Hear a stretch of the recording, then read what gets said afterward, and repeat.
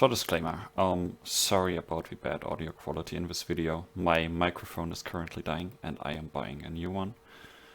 I'm totally aware of the fact that the audio quality is not what I want to have in this sort of video, but I really can't do anything about it right now, so I hope you can still stay with me and learn a lot of useful techniques, because I suppose it is worth it.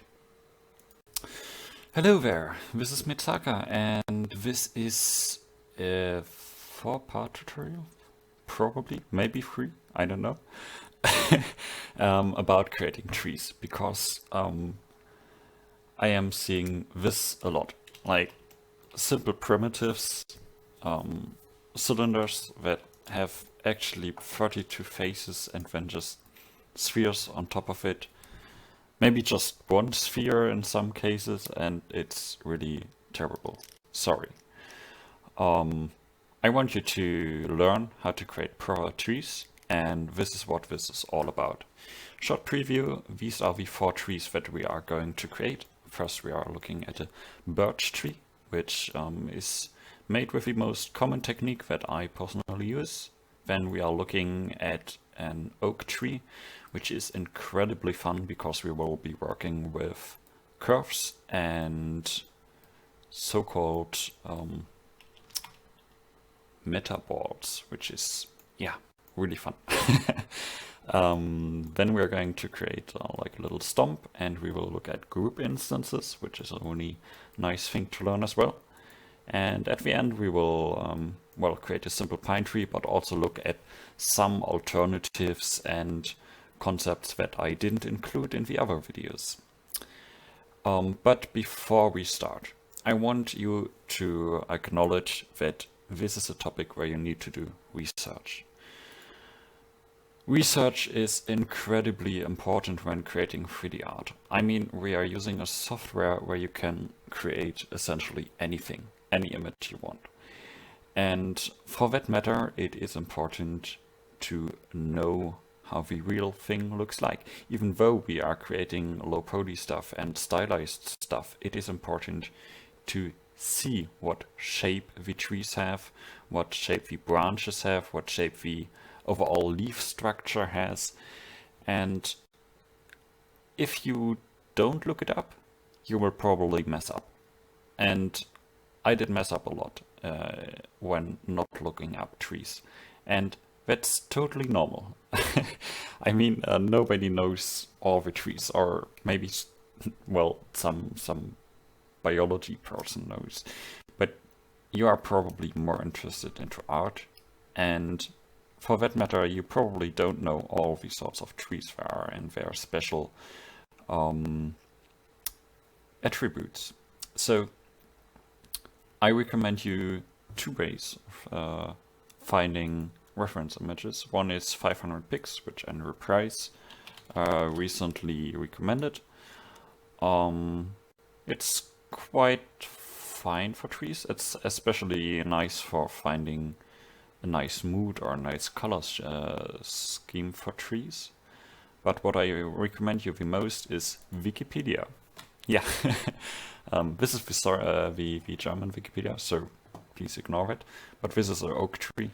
And if you search for a certain type of tree in Wikipedia, you generally get this very nice picture which shows you the perfect structure. You generally have some images for the leaves and where they are located and what other trees are in the region, and you know, all that sort of information, all the nice information you will need. So yeah, that's it. I hope you will learn a lot, and let's get started with the first technique. Okay, let's start with the most common technique I use, because it is very easy and it is very nice for creating game assets, and you know, it's just a cool technique. So I will base this off of this image, which is by Josie Giskes, I suppose. And it's a nice little birch tree. It's actually 3 little birch trees. I will probably just whittle one of them. And yeah, that's what we are going to do. So, I already created a little landscape here, so we have something that we can use for rendering. And let's show you the screencast keys. Okay. So, with Shift A, we create a new cube. And with numpad 5, we go into orthographic view mode, which is this weird looking view mode, but it's like a projection. And with numpad 1 or 3, you can either go in front view mode or side view mode. Then let's position the cube at the root of the tree, or where the root should be. Go into edit mode by hitting tab and scaling it down with the S key. There we go. Now we can zoom in and go out of edit mode using tab again and reposition the cube using the G key. Now I would recommend to go into wireframe mode, which you can do using the Z key. And then we have multiple steps that we're always going to take. First of all, we're going to move. We select the top face here using right click, not that hard to do. Then the first step is to move it by using the G key, then to rotate it by using R, and then to scale it by using S. And that's essentially it. Now you do that again by extruding first using the E key, moving, rotating, scaling. Extruding, moving, rotating, scaling. They always try to break up the straight line a bit. You can also see that in the image. The main log isn't straight up. It kind of goes like an S or like a snake. It has these bumps to the left and to the right here and there. So try to implement that into your log design. But of course, make it go smaller to the top. You can also rescale the parts or rotate them or move them by hitting Alt and right click selecting them in vertice mode. Up to now we have been in face mode down here. Now let's do that. Maybe make the bump a bit bigger. And I will scale up the tree a bit. Let's look in the camera. We can scale it up a bit more. And that's it for the main log. You can also add in new loops if you want to by using Control R, which gives you this little purple line, which you can then click and drag around. But then if you click again with the left mouse key, you can use the G key and the scaling and all of that again. There we go, we have a nice little stomp. Now, it is only randomized in one dimension, so what we need to do now is I will go into 3D view mode again, so I will just pan using the middle mouse button and go out of orthographic view mode using the numpad 5 key. And then I'm going to select the loops again using the Alt key and move them slightly into the directions to randomize it a bit again. And there we go. If we go out of wireframe mode into material view mode, you can see that we have a nice randomized log. What we need to do now is add branches. This technique is the most nice for creating branches because it doesn't involve any intersection which is really good for games if you want to bake ambient occlusion maps, or if you want to 3D print something, even though I don't think this is pretty 3D printable. But let's do this. So we will look at one loop where it like zags out, because you could imagine that another branch is branching out to the left side here, because the tree is already going into that direction. What we do then is we use the knife tool, which is located on your K key. So you hit that, then you select this little vertice at the backside where there's like the dent inwards. So you select that, and you create a little triangle here, create a quad here, and a triangle on the other side again. And after you did that, you hit enter, and you should have this sort of geometry. Then you can select the face, go into side view mode again, into orthographic view mode, extrude it, and then we do exactly the same. You can also hit double R to pan in another dimension to make it flat again. And make sure to scale it down, because after it branches out, it needs to get smaller pretty quickly. And now we can create this. And now you can see that I need to rotate this again, because this is way too small on one end and way too big on the other end. So let's rotate the angle so it kind of cuts this in half. And there we go, we have one branch. Again, we go into the normal view mode by panning with the middle mouse key and hitting numpad 5. After that, we can randomize this a bit in the other dimension. Now let's create another branch down here, again by using the knife tool and following the exact same steps.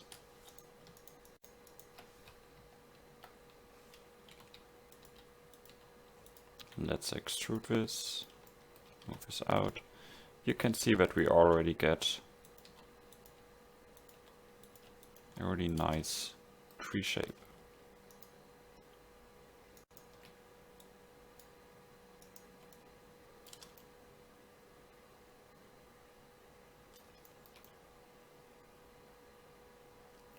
What I also want to do is I want it to branch out into this direction. So let's look here. We already added a branch, but you cannot only do these type of geometries on the top side, but also on the bottom. So let's use the knife tool to create a kind of flipped branch down here, which enables us to add another branch to the intersection.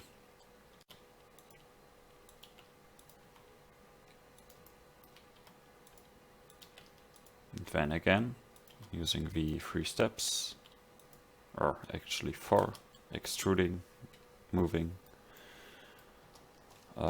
scaling and rotating, we'll get a really nice workflow. And there you have it. This is a very simple and nice way to create vlog for very different type of trees. You especially need to care about the shape of the branches, because there are types of trees that branch out upwards. There are ones that sometimes go downwards and then again upwards, and there are some that go up and make an arch and then go down. So have a look at the branches and see what kind of shape they have, and after that you can start creating your own tree. Now our tree needs some leaves, of course, and we are going to use the most easy technique here. which is sort of based on creating spheres, but again, you shouldn't do that. Or you should improve on it. So I hit with the left mouse button on the very tip of this branch, and now we can use Shift A to create a new mesh, and I want to create an icosphere. Subdivisions 2 is fine, so I will leave it as it is. And then I will go into side view mode again, go into edit mode, select one face of the top, hit O for the organic editing. I will keep the smooth kind of interpolation on, and now we can move it out, and using the scrolling of the middle mouse button we can control how big the radius of the organic tool should be. So now we can move it up, and we could create this kind of shape. Now there are very different kind of shapes that you can create, so let's create a couple of different types. This would be a very upward oriented leaf type. What you can also do is you can select the top part, scale it in the Z dimension, select the bottom part. Doesn't need to be exact, you can leave some randomness in there, scale it in the Z part, and this creates a more kind of cube shaped leaf from a simple icosphere. Let's create another one. You can also move the bottom part inwards into the top part, which then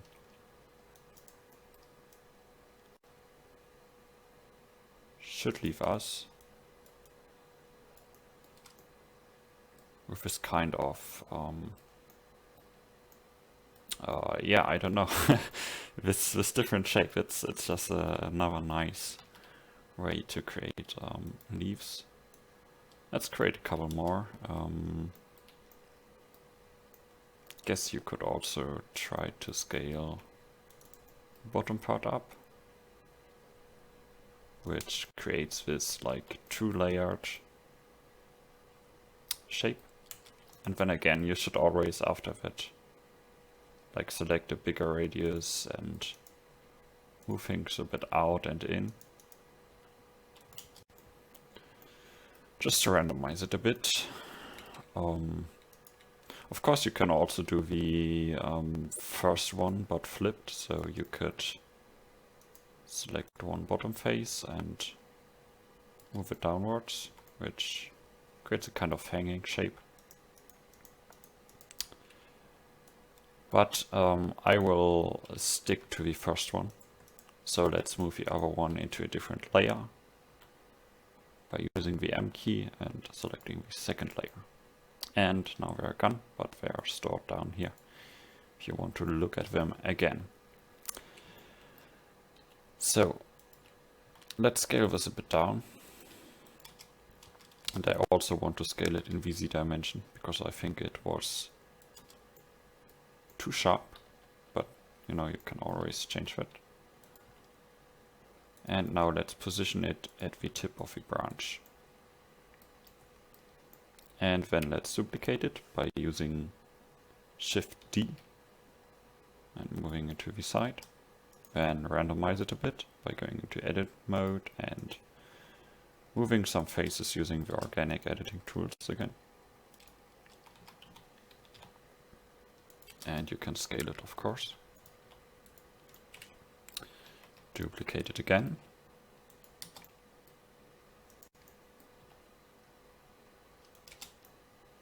And randomize it. And do it the last time for our fourth branch.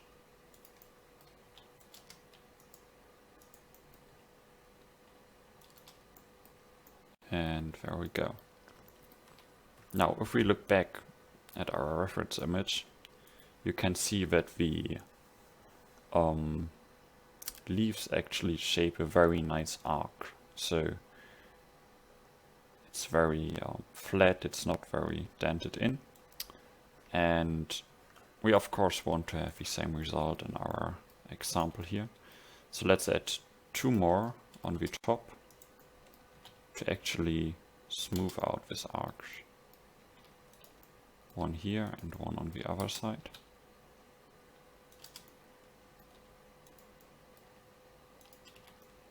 Which then leaves us with a very nice leaf shape. Can scale this a bit down, move it to the side so they don't intersect too much. And there we go. Now let's color these. Let's give this one a bright log material.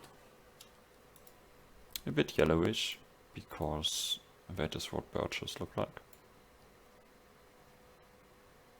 And also give it a darker yellowish color.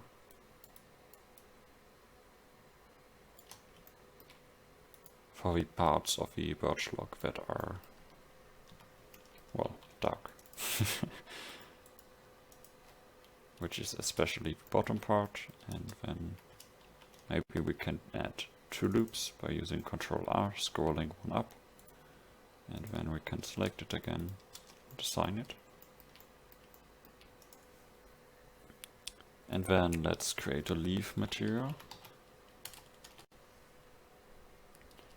And this one can be randomized a bit again, so let's split this area by right clicking here and splitting the area, going into the node editor.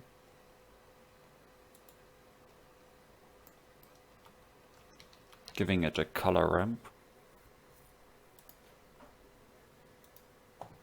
Plugging this into the diffuse input. Creating an input object info, and then you select the random one, plug that into the vector, and now every material that uses the leaf material, you can by the way select all of these, select one that already has the material, hit Ctrl L, which enables you to link the materials in a very quick way. Now what this does is, if we reposition our camera and render this out, the leaf will get a random color between black and gray. So what we now need to do is we can move these a bit closer together to increase the contrast, and select 2 materials, maybe a very greenish one and a very yellowish one, to use this range of colors. Let's render this out, and this immediately gives us a nice randomized result. And there we go. This is a nice tree you can use. One last tip: if you want to randomize these geometries automatically, you can also go to the modifier tab, add a displacement modifier. Where is it? Over here. Create a new texture. Go to the texture panel. Select the displacement texture. Change the type to clouds. Go back to the modifier and adjust the strength. And there you go. That essentially creates a little noise in the geometry that you already have. But I think this technique gives you way superior results. What I also like to do sometimes is I want to add a very small leaf on the bottom here, which just looks great because it splits this huge bunch of leaves into a big bunch and a smaller bunch, which is very pleasing aesthetically, because the composition is a bit more balanced and spread out. And there we go, that is the first technique.